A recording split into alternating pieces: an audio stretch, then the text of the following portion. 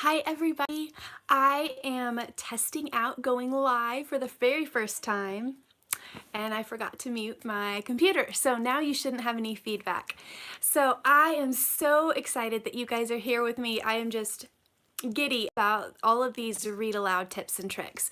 So as a mom, I want to teach Corbin everything he needs to know to be successful and joyful in life. I'm sure that all of you do too. But I can't. There's so much to teach. There's no way I can teach it all. But author Sarah Mackenzie gives me hope. She says if we tell them enough stories, they will have encountered hard questions and practiced living through so many trials, hardships, and unexpected situations that, God willing, they have what they need to become the heroes of their own stories. I love that. Don't you love that? I'm so excited to show you some of our brand new storybooks. We just got most of these in the mail today. So first of all, take a look at our new Little Lift and Look. This will be our very first set of lift flap books, so ages 1 and over. They are flap books, but like all of our flaps, the flaps are built right into the page, so they're fairly sturdy. Butterflies are fluttering around a sunny garden. Squeak! Who can that be under a leaf? So this is a fun little story of an adventure through a garden. We also have woods.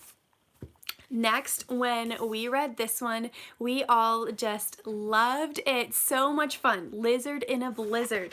So this is one of our phonics readers. So leave a comment in the chat if you have some phonics readers, if you've read them. They are so much fun. Fun little stories. Lizard is reading his book in the sun. He looks up and grins at his friends. This book's fun.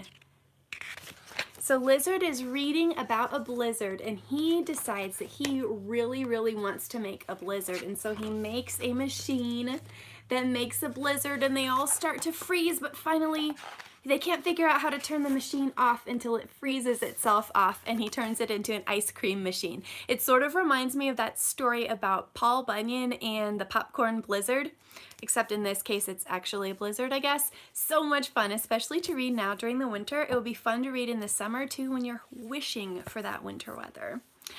Next, Steve, Terror of the Seas. If you caught my live in the book press this afternoon, I read this whole thing live. It is hilarious. I will go ahead and give you guys the spoilers, so if you've got your kids watching, maybe send them off to get a drink or something so that it's not spoiled. So, hi, I'm Steve. I'm a very scary fish. Small fish are scared of me, big fish are scared of me. Nobody likes Steve, even though he's really not that scary. He can't figure out why everybody's so afraid of him. Being scary can seem like a lonely life, but you haven't met my best friend, George. We go everywhere together.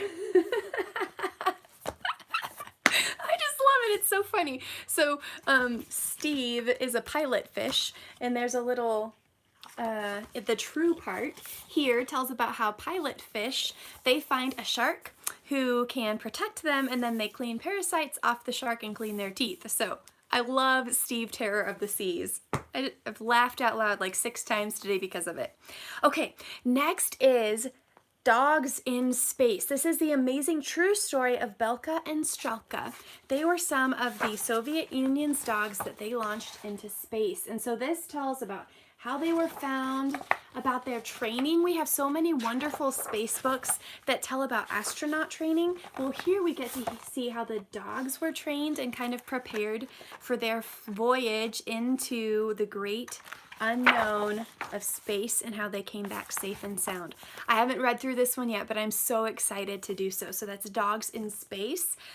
I did not code in all of the in this post for these books. I'm sorry, I just didn't have time. So make sure you're writing them down if you like them. Next is Olivia's Secret Scribbles. If you have a middle grader who has read the Ella Diaries, this is a lower level version of that. It's a new chapter series and written by Ella's little sister, Olivia. So it's a really fun early chapter series. You can see there's drawings and some fun illustrations. So I'm really excited to read this, and I think that our little girls will be as well. Now, this one, Vasilisa the Wise. This is a collection of fairy tales told by the name of the place escapes me suddenly. I'll just read a little bit on the back. Once upon a time, these stories of magical transformation were meant for young women as they grew away from childhood and towards adulthood. They were told by their mothers and grandmothers and the wise women of the clan as they spun and wove and stirred their pots and made their potions. So it is specifically about young women growing up. You can see they're kind of meatier stories with a few kind of, I don't know what you call this art style, but I quite like it. I'm very excited to read these fairy tales, especially being about and for young women growing into strong young women who maybe find a handsome prince to marry, but that doesn't have to be the way it goes. And our last storybook I want to show you is Boy Band of the Apocalypse. Just saying the name makes me giggle. So Sam is just an ordinary dude, and he gets suckered into taking his sister to a boy band concert, and he hates it. The boy band's name is Apocalypse, like lips. So hilarious. Okay, so Sam goes to this concert and he overhears the band talking about how they're going to overtake the world, starting with their lead singer. So you can see this is an older level chapter, maybe upper elementary school, and look how thick it is. I love that it's a nice big book, and there's several in this series, so I'm excited to sink my teeth into that. So I hope that you wrote down some and found some stories that you're excited to hear. I love reading stories with Corbin now, but when Corbin was born, I didn't immediately start reading to him. Is there any of you who are like that? You didn't read to your very babies? I think that he was at least a few months old before I really started reading to him. I didn't really see the point so much. Well, listen to what author Mem Fox says. The best time to start reading aloud to a baby is the day it is born. The lilting rhythm of a simple bedtime book on that first thrilling, exhausting day is soothing for the tremulous parents and the new child and adds to the bonding between them. It gives them something to talk about together, and much to the surprise of most adults, babies love books. They respond to the brightness of the pictures, to the rhythm of the words, and to the presence of a loving adult. No matter how old your kids are, whether they are weeks old or whether they're 17 and soon to leave, it is always the right time to read aloud. Because as we've been seeing in the event and as we've been seeing here on Squee, reading together builds those bonds with your children and also sets them up for success in a way that nothing else does. So with that being said, I have a whole nother stack of new releases to show you that didn't quite fit into the story category, but I think you're going to love them. Okay, so this one is Jump Around. It is one in a whole new series. There's also Make Some Noise, Rainbow Colors, and I can't remember the fourth one. So this is a little book of movement. There's a little book of ABCs, a little book of colors. So it's kind of hard to see on the video, but you can tell that the edges are all different, like they're cut different. So that makes it easy for your little one to grasp. This is a board book. Jump goes frog. Can you jump too? I love the bright, bright colors. Stamp goes elephant. Can you stamp too? So the edges are cut so your kids can easily turn them. And this one ends, hug goes everyone. Can you hug too? So I love that it prompts some healthy, fun actions to do. So this is a lot of fun. And again, it's a nice sturdy board book. Okay, you guys love Nibbles, right? Of course you do. And if you don't know who Nibbles is, send me a message and I will introduce you to Nibbles, because we have a brand new Nibbles book, a Nibbles Numbers. This is for our younger readers. A Nibbles book tends to be for older, like preschool and grade school. And here we have one just for our little ones. Say hello to Nibbles. He's ready for some fun, but what will he be up to first? So we have his little crate here like we always do with a Nibbles book. And we are going to count from 1 to 10, and Nibbles keeps nibbling on all of these numbers, Nibble, that's what Nibbles does best. If you don't know Nibbles, he just causes mischief and mayhem and gets into trouble. So here at the end, oh no, he chewed the 10. Can you catch him and bring him back and start the book again? So let's close it and catch him, and then we can flip it back to the beginning and put him back in his crate. So your kids are gonna love that, love catching Nibbles. I am really excited for something new that Usborne is doing called the Usborne Vault. It is Usborne Books and More's 30th anniversary, and so they're pulling back some favorites that they have that have been out of print for a while. One of them is Baby's very first musical playbook. I love this one. First of all, look how big it is. It's nice and big, bright colors like our other playbooks, and there's something to squish, there's a finger trail, who's hiding, there's even some flaps here and there, different textures. It's just got a lot in it, and of course,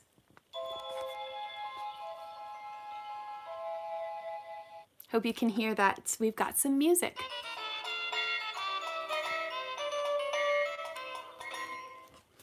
So we've got some different shaped edges. There's just a lot happening here. I haven't even had a chance to explore it all, so I need to stop myself and move on to another one. But this is really cool. Baby's very first musical playbook. So cool. We have been loving reading The Alphabet of Peculiar Creatures. I love ABC books, I love ABC animal books, but you know, you usually get aardvark and alligator and bear and bat maybe. Well, in this book, we're gonna get axolotl and binturong. No, I'm not amazing. It has the pronunciation right here. Otherwise, I wouldn't have any idea. These are real creatures in the world that we just maybe don't ever talk about, like the Mara and the Numbat and the Okapi. So, and the Xenopus. I've seen Xenopus in a couple other books, but that may be the only one. The illustrations are clear enough that Corbin looked at this and he said, oh, hey, I saw that in... He was watching Wild Kratts, I think, which is a really cool animal discovery show. I've seen that, so they're recognizable illustrations. Really fun Alphabet of Peculiar Creatures. Okay, our transfer books are so much fun. Rather than being stickers, we've got these rub-on transfers at the beginning, and you choose the transfer that you want, find where you want it on the page, and then get a penny or some other hard thing to rub it on, and you just rub it on and it stays on. It's really fun. Corbin is 4.5, and he's just about getting to the age where he can handle the fine motor skills to be able to do this, but I didn't show him this today, so I'm excited to show him. This is pirates. There's also, I think, fairies.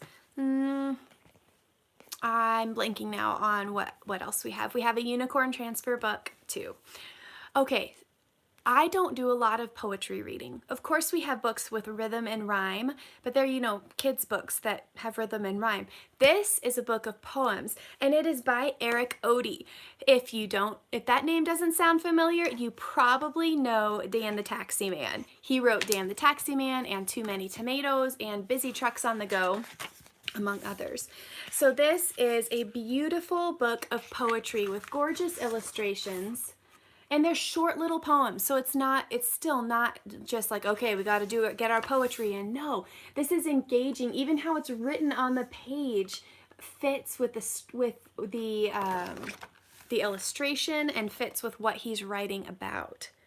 So I'm very excited to jump into poetry in this really tangible, bite-sized way with otters, snails, and tadpole tales, poems from the wetlands.